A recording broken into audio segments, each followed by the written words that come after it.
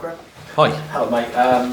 Good news from the club announcing Joao Felix's arrival. What do you expect him to bring to your side? Well, he's a quality player. Can make a difference in the final third of the pitch. Young, but has obviously still had a lot of really good experience. So he's just a quality player that gives everybody a lift. Is this a deal that came out of the blue, or is it something you've been working on, or the club's been working on behind the scenes for quite a while, and has it been accelerated because of the injury situation? No, we've been aware of it for a while. These things don't happen quickly, but obviously the injuries have maybe sharpened the focus a little bit. But still, it's nice to get him here, get him training today. So that's positive for us, and then we'll see for the game on Thursday. So he was registered in time for tomorrow night? We're still waiting for that. Still waiting for the confirmation to actually play, but he was around today. I wanted to ask you, why didn't it work out for him at Atletico, do you think? Or why hasn't it at the moment? I have no idea.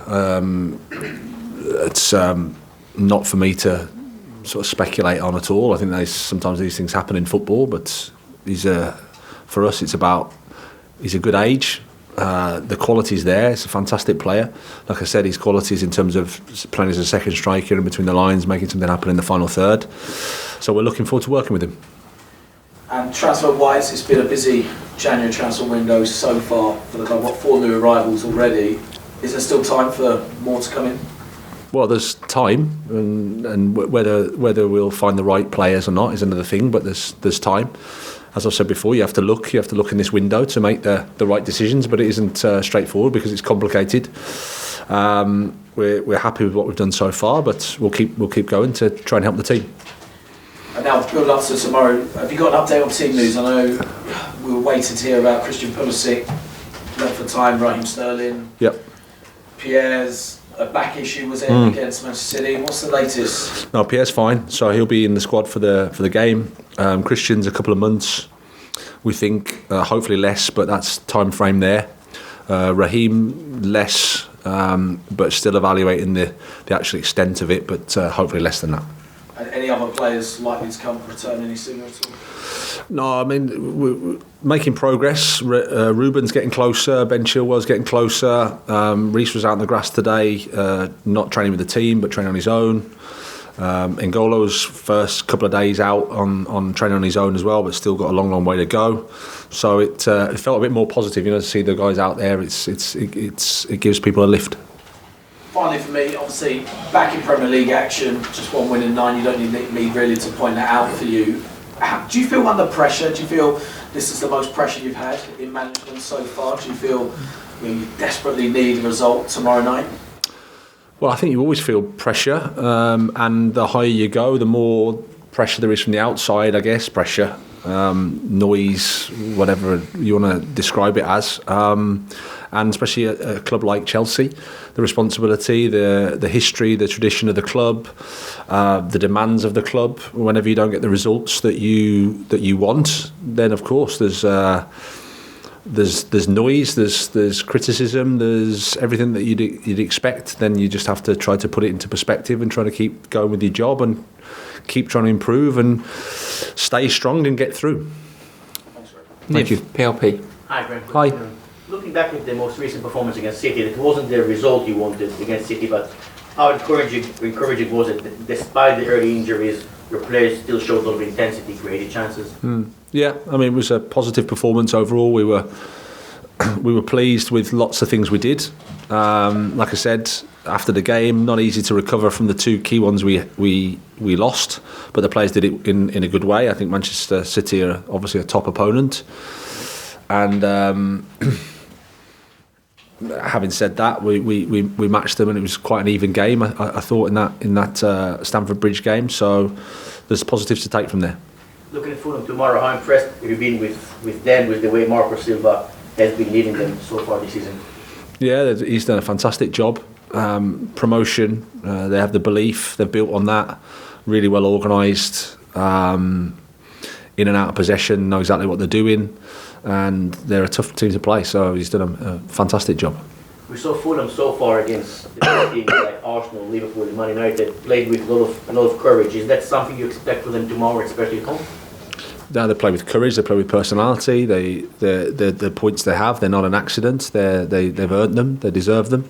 So they're up there on merit, and they've got the points on merit as well. So tough game, but London derby, and we're looking forward to it. Really looking forward to it.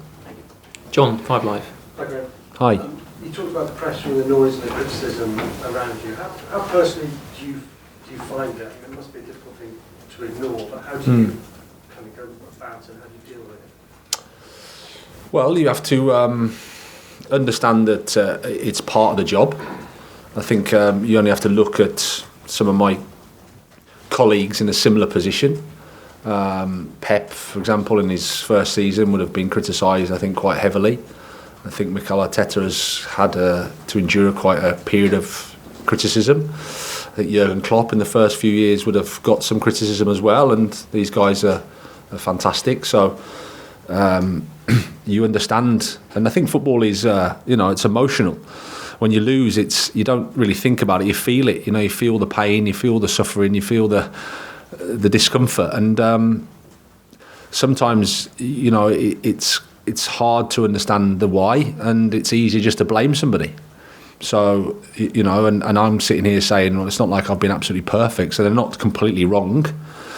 But I think it's always very complex, and you just try to put it into perspective. You try to remember that you're capable. You try to remember how you got here, and 2 months ago I was considered to be a top coach, and if you consider the people that I've played against and played with, and they would probably say the same.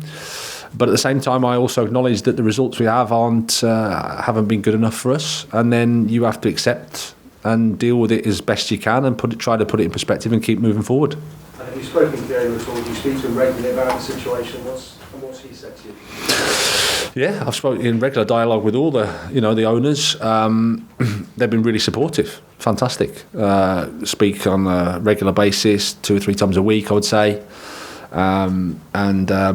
they've been nothing but supportive. And is one of your big challenges trying to lift your players? Because I suspect confidence is now, no matter the lack of it, is a massive issue, isn't it? Well, it wasn't so long ago we played well against Bournemouth. We played against Manchester City, a good game. Back-to-back games against Manchester City in the space of three days. And the second game in the Etihad, in the moment that we were in, isn't the best fixture you can ask for in the world, that's for sure.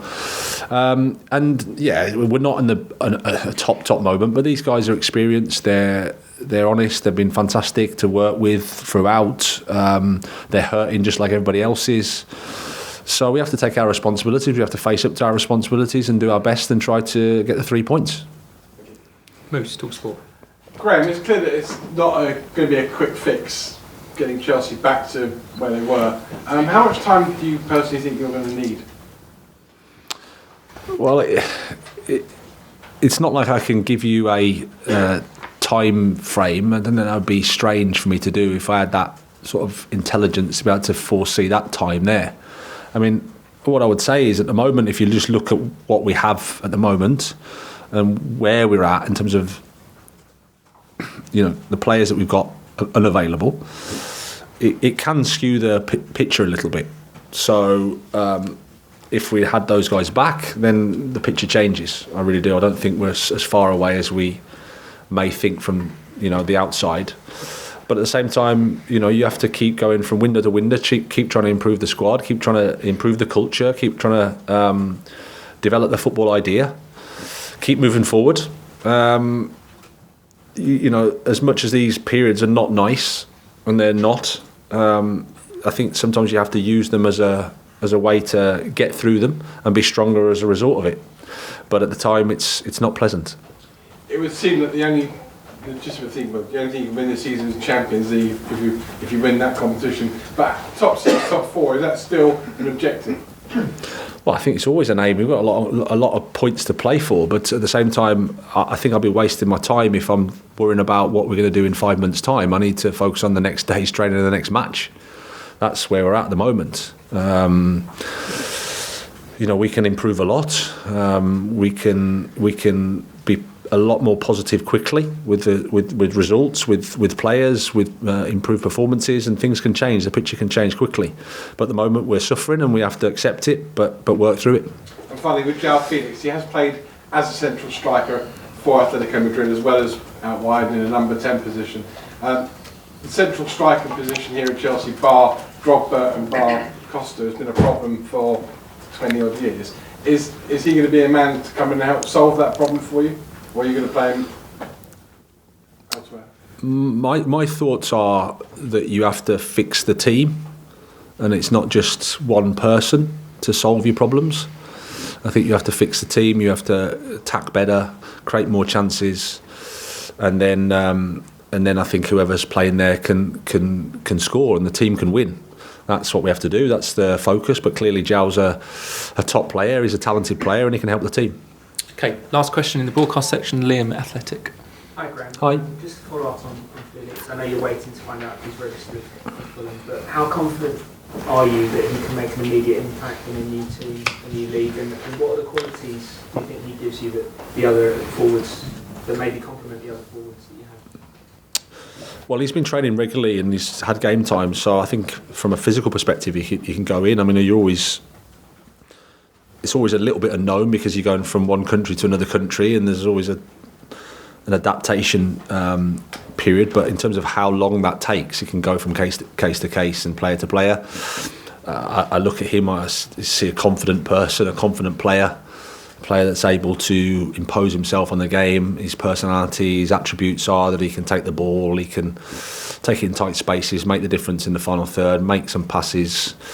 I think he complements what we have as well. So he's a nice addition. We're really looking forward to working with him.